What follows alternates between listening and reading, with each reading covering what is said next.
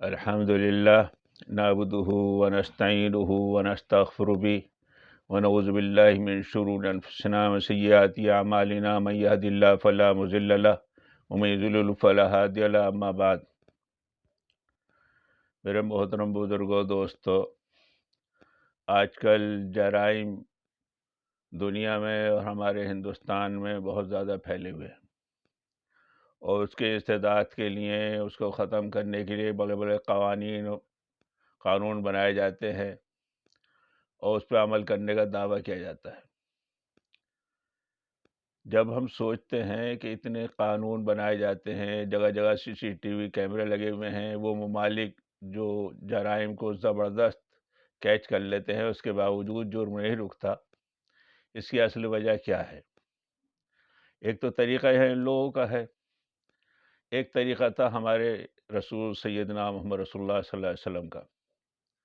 آپ نے جرائم کو روکنے کے لیے دلوں پر محنت کی، لوگوں کے دل پر محنت کی۔ جب انسان کا دل بدل جاتا ہے تو سب کچھ اس کا بدل جاتا ہے۔ انسان کا اگر دل صحیح ہو جائے، آنکھوں کا استعمال صحیح ہو جائے گا، کانوں کا استعمال صحیح ہو جائے گا، زبان کا استعمال، اعضاء جوارح شرمگاہ کا استعمال صحیح ہو جائے گا، کہ اگر انسان کا دل صحیح ہو جائے تو۔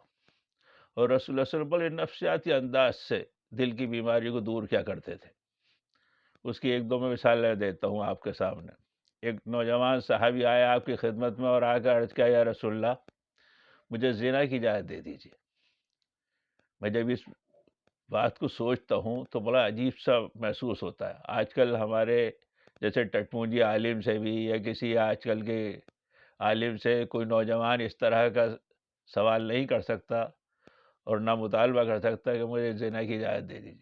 اگر خدا نخواستہ کسی نے کہہ بھی دیا تو کہا، نا ہنجار، مردود، خبیث کہیں کے، نکل یہاں سے، مردود کہیں کے، اس کے 10 جوتے مارو۔ لیکن قربان جائیے سیدنا محمد رسول اللہ صلی اللہ علیہ وسلم پر، آپ نے اسے دھتکارا نہیں، ڈانٹا نہیں، آپ فوراً سمجھ گئے یہ مریض ہے، مریض ہے، بیمار ہے۔ بیمار جب ڈاکٹر کے پاس جاتا ہے، اور ڈاکٹر یہ نہیں کہتا کم بخت کیوں چڑھا ہے تو نے بخار کو، کم بخت کیوں تو نے یہ کیا وہ کیا، نہیں، وہ یہ کہتا ہے نہیں آئیے، ٹھیک ہے، صحیح ہو جائے گا، سر کا درد بھی صحیح ہو جائے گا، آپ کے دل میں درد ہو رہا وہ بھی صحیح ہو جائے گا، ٹیبلٹ دے دوں گا، ایک انجیکشن لگا دوں گا، پریشان مت ہو، صحیح ہو جاؤ گے۔ اسی طرح ہمارے آقا کا طریقہ تھا۔ آپ نے اس نوجوان سے ہی نہیں کہا مردود بھاگ کہیں گے، روایت میں آتا آپ نے فرمایا ادنو منی یا اخی، میرے بھائی میرے قریب ہو جا۔ وہ نوجوان تھوڑا قریب ہوا، پھر فرمایا ادنو منی، آپ نے 3 مرتبہ فرمایا، اور روایت میں آتا ہے آپ نے اس کے گھٹنے سے گھٹنے ملا لیے اور اس کے سینے پر ہاتھ رکھ کر کہا، بھائی تم جس کے ساتھ اس طرح کی حرکت کرنا چاہتے ہو، ہاں، تو کیا تم یہ چاہتے ہو تمہاری بہن کے ساتھ کوئی ایسی حرکت کرے؟ بولا ہرگز نہیں۔ اچھا تمہاری ماں کے ساتھ کوئی ایسی حرکت کرے؟ ہرگز نہیں۔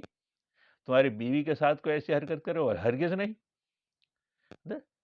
اسی طرح دوسرے لوگ بھی نہیں چاہتے جس کے ساتھ تم یہ حرکت کرو گی، کسی ماں ہوگی، بہن ہوگی، بیوی ہوگی۔ بالکل جو نفسیاتی انداز ہے جو انسان کے دل کے اندر گھنونا پن پیدا کر دے، آپ نے اس طرح دل کے اوپر ان کے چوٹ کی کہ بتائیے آپ تم اس بات کو پسند نہیں کرتے، دوسرے لوگ بھی اس بات کو پسند نہیں کرتے۔ وہ صحابی کہتے ہیں آپ کا یہ جملہ سننے کے بعد میرے دل میں زنا سے جتنی نفرت ہو گئی کسی اور چیز سے نہیں رہی۔ اصل میں رسول اللہ صلی اللہ علیہ وسلم نے جو جرائم کا استعداد کیا تھا اور جرائم کی روک تھام کی تھی، وہ آخرت کی فکر دلا دی تھی کہ یہ دنیا اصل دنیا نہیں ہے۔ یہ بات ذہن میں رہے، یہ دنیا جو ہے ہماری، انسان کو اس کی نیکیوں کے اعمال کی جزا دینے کے لیے بھی ناکافی ہے، اور انسان کے برائیوں کی سزا دینے کی بھی ناکافی ہے۔ مثال کے طور پر ایک میں مثال دیا کرتا ہوں۔ اب سے چند سال پہلے میں نے ایک اخبار میں پڑھا تھا، پاکستان میں ایک صاحب کو 360 سال کی سزا دی گئی۔ انہوں نے اتنے مرڈر کیے تھے، 360 سال کی سزا دی گئی۔ تو کیا وہ 360 سال قید بھگتنے کے لیے دنیا میں رہیں گے؟ دنیا کے اندر رہیں گے 360 سال؟ نہیں رہیں گے، نہیں۔ اسی وجہ سے یہ دنیا جو ہے، اب ایک انسان نے ایک مرڈر کیا تو اسے 20 سال کی سزا، اور اس نے 10-20 مرڈر کیے تو اتنی سال کی سزا بھگتنے کے لیے وہ تیار ہی نہیں رہے گا. اس میں سے ایک ابد الآباد والی زندگی چاہیے. اسی طرح ایک انسان ہے زندگی بھر اس نے نیکیاں کی، دینداری کی، قسم پرسی میں زندگی گزاری، اچھے اعمال کیے، اچھے اخلاق اختیار کیے، اچھے اعمال، تو اس کی جزا دینے کے لیے دنیا نہ کافی ہے. اسی وجہ سے آپ نے آخرت کی فکر دلائی کہ اس کے بعد ایک جو دنیا ہے وہاں تمہیں جو اعمال پیش آئیں گے، وہاں جو اللہ کے سامنے تمہاری پیشی ہوگی، اس کی آپ نے لوگوں کو فکر دلائی. اس کا نتیجہ کیا ہوا؟ صرف 2 مثالیں میں اس کی آپ کو سامنے پیش کرتا ہوں. ایک عورت تھی، اس کا نام تھا غامدیہ. اس سے اس طرح کا زنا کا جرم سرزد ہو گیا. کوئی دیکھنے والا نہیں تھا، کسی نے نالش نہیں کی، کسی نے دعویٰ نہیں کیا، لیکن گناہ ہو تو گیا. بات کو دل کے اندر اس کے ایسی کیفیت پیدا ہوئی ہے، مجھ سے کیا گناہ ہو گیا، اگر دنیا کے اندر اس کی سزا نہیں دی گئی تو آخرت میں بڑی سخت سزا ہوگی. اور یہی جذبات اسے اس بات میں بھی آر نہیں آئے کہ میری کتنی بے عزتی ہوگی، لوگ تھو تھو کریں گے، سب کے سامنے سنسار کی جاؤں گی. اس نے تمام چیزوں کو پسے پوچھ ڈال کر اور نظر انداز کر کر رسول اللہ صلی اللہ علیہ وسلم کی خدمت میں حاضر ہوئی. آ کر عرض کیا، یا رسول اللہ مجھ سے زنا ہو گیا. آپ صلی اللہ علیہ وسلم نے، روایت میں آتا ہے، رخ دائیں طرف کو موڑ لیا، وہ دائیں طرف کو چلی آئی. آپ نے رخ بائیں طرف کو موڑ لیا، بائیں طرف کو چلی آئی. 3 مرتبہ رخ موڑنے کے بعد جب وہ اپنے بات پہ اصرار کرنے لگی تو صحابہ کرام سے پوچھا، اس عورت کی دماغ میں کوئی خلل تو نہیں ہے؟ تو صحابہ کرام نے نہیں. تو آپ نے اس عورت سے پوچھا، اس کے نتیجے میں تمہارے پیٹ میں تو کچھ نہیں ٹھہرا ہے؟ بولے ہاں محسوس تو ہوتا ہے. بولے ارے اس بچے نے کیا خطا کی ہے؟ جاؤ جب وہ بچہ جل لینا تب آنا. وہ چلی گئی. اب اسے تقریباً 7-8 مہینے کا، 9 مہینے کا اسے وقت مل گیا. نے کوئی اس کے اوپر پابندی نہیں لگائی گئی تھی، غائب ہو سکتی تھی. لیکن جیسی ہی بچہ جنا، آخرت کی ایسی فکر و سوار تھی کہ کسی طرح اس دنیا میں پاک صاف ہو جاؤں، میں آخرت میں جواب دہی سے بچ جاؤں. وہ بچہ پیدا ہوا، دوسرے دن کو لڑکھڑاتی ہوئی رسول اللہ کی خدمت میں حاضر ہوئی. یا رسول اللہ دیکھیے یہ بچہ پیدا ہو گیا. آپ نے فرمایا اسے دودھ کون پلائے گا؟ جب بچہ روٹی کھانے لگے تب آنا. 2 سال تک وہ عورت دودھ پلاتی رہی. بقول مفتی شفیع صاحب کے، کتنی مرتبہ بچے کی ہنکاریاں دیکھ کر، اس کی ہنسی دیکھ کر کتنی مرتبہ دل کے اندر جذبات جاگے ہوں گے، کچھ نہیں تو اس بچے کی وجہ سے جی لو. لیکن اللہ کی بندی کو آخرت کی ایسی فکر تھی، ایسی فکر تھی کہ اس نے جیسی روٹی کھانے لگا اپنے گود میں لے کر رسول اللہ کی خدمت میں حاضر ہوا کر کیا دیکھے یا رسول اللہ یہ تو روٹی بھی کھانے لگا.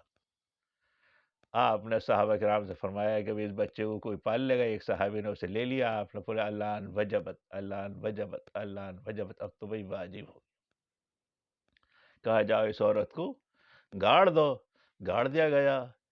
پتھر مارنے جب شروع ہوئے تو اس کے سر سے جو ایک فوارہ نکلا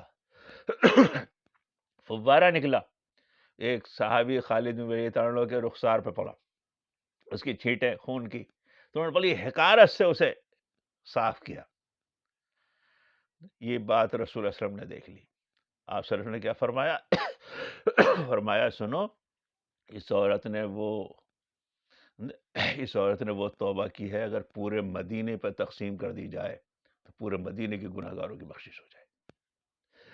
اور ایک روایت تو فرمایا اگر 70 آدمیوں پہ بھی تقسیم کر دی جائے تو 70 آدمی بخشش. 70 کا لفظ جو شریعت میں بولا جاتا ہے احادیث وغیرہ میں، تو صرف 70 کے لفظ کے لیے نہیں بولا جاتا، زیادتی کے لیے بولا جاتا ہے. جو زیادہ لوگوں کو پہ تقسیم کر دیا جائے تو ان کی بھی سب کی بخشش ہو جائے گی. ایک طریقہ یہ تھا جرائم کو روکنا. ایک ماعز اسلمی ہیں، وہ بھی اسی طرح آئے. انہیں کی بھی اللہ تعالیٰ نے، انہیں بھی کوئی دیکھنے والا نہیں تھا، صرف آخرت کی جواب دہی کی فکر نے انہیں جگایا. ایک بات اور بتا دوں، صحابہ کرام اور زنا، صحابہ کرام اور چوری، یہ اصل میں اللہ تعالیٰ نے انہیں اپنے قریبوں کو استعمال کر ہمیں اور آپ کو بتانا تھا. رسول اللہ کی پوری زندگی میں 6-7 لوگوں کو سنسار کیا گیا. ہمیں اور آپ کو بتانا تھا کہ کس طرح سنسار کیا جاتا ہے، کس طرح ہاتھ کاٹ دیا جاتا ہے، کس طرح گردن اڑائی جاتی ہے. یہ ہمیں اور آپ کو بتانا تھا، اپنے قریبی کو اللہ تعالیٰ نے استعمال کیا، ان صحابہ کرام کو، ان کے درجات بہت بلند ہوں گے۔ اس کی ایک میں اکثر مثال دیا کرتا ہوں، آپ کا بچہ بھی کھیل رہا ہے اور ایک مہمان کا بچہ بھی کھیل رہا ہے، شیشے کا گلاس توڑ دیا، تو مہمان کے بچے نے بھی توڑا تو آپ اپنے بچے کو ڈانٹیں گے، اپنے بچے کو ڈانٹیں گے۔ ڈانٹنا ہوتا ہے مہمان کے بچے کو، لیکن اپنے کو ڈانٹا جاتا ہے۔ اللہ تعالیٰ نے ان صحابہ کرام کو، صحابہ کرام کو استعمال کیا ہمیں اور آپ کو بتانے کے لیے سنسار کی سزا کس طرح دی جائے گی، یہ ہاتھ کس طرح کاٹا جائے گا، اور یاد رہے رسول اللہ صلی اللہ علیہ وسلم نے، رسول اللہ صلی اللہ علیہ وسلم نے جس طریقے سے امت کی اصلاح کی، اسی طریقے سے آج بھی اصلاح ہو سکتی ہے انسان کے دلوں پر محنت کر کر۔ امام مالک رحمۃ اللہ علیہ فرمایا کرتے تھے، لَن يُصْلِحَ آخِرُ هَٰذِهِ الْأُمَّةِ إِلَّا بِمَا صَلَحَ بِهِ أَوَّلُهَا، اس امت کے آخری حصے کی بھی اصلاح اسی طریقے سے ہو سکتی ہے جس طریقے سے پہلے لوگوں کی اصلاح ہوئی تھی۔ اللہ تعالی ہمیں اپنی اصلاح کرنے کی اور اسی طریقے پر چلنے کی ہمیں اور آپ کو توفیق نصیب فرمائے۔ وآخر دعوانا الحمدللہ رب العالمین۔